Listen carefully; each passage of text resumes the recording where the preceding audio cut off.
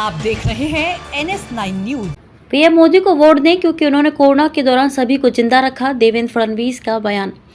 महाराष्ट्र के उप मुख्यमंत्री देवेंद्र फडणवीस ने रविवार को लोगों से अन्य मुद्दों को किनारे रखकर प्रधानमंत्री नरेंद्र मोदी को वोट देने की अपील की। साथ ही उन्होंने कहा कि उन्होंने कोविड-19 महामारी के दौरान टीके उपलब्ध कराकर सभी को जीवित रखा। सीएम ने 32 सोलापुर जिले के माधा और बार्शी कस्बों में अपने संबोधन के दौरान कोरोना के टीकों पर वोट मांगे। डिप्टी सीएम देवेंद्र फडणवीस ने अपनी पहली रैली उस्मानाबाद संसदीय क्षेत्र के हिस्से बार्शी में की, जहां एनसीपी की अर्चना पाटिल शिवसेना यूबीटी के मौजूदा सांसद ओमराजे निंबालकर के खिलाफ चुनाव लड़ रही है।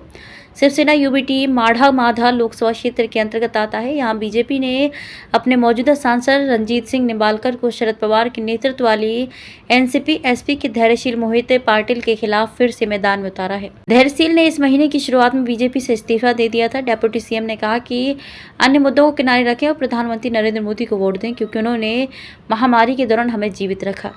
पीएम मोदी के नेतृत्व में टीका बनाया गया। देवेंद्र फडणवीस ने आगे कहा कि पीएम मोदी ने पहल की और उनके नेतृत्व में भारत ने न केवल अपना टीका बनाया बल्कि अन्य देशों को भी इसकी आपूर्ति की। उन्होंने भारत के वैक्सीन मैत्री कार्यक्रम का जिक्र किया। इसके तहत कई देशों को एंटी कोविड जैब्स की आपूर्ति की गई थी।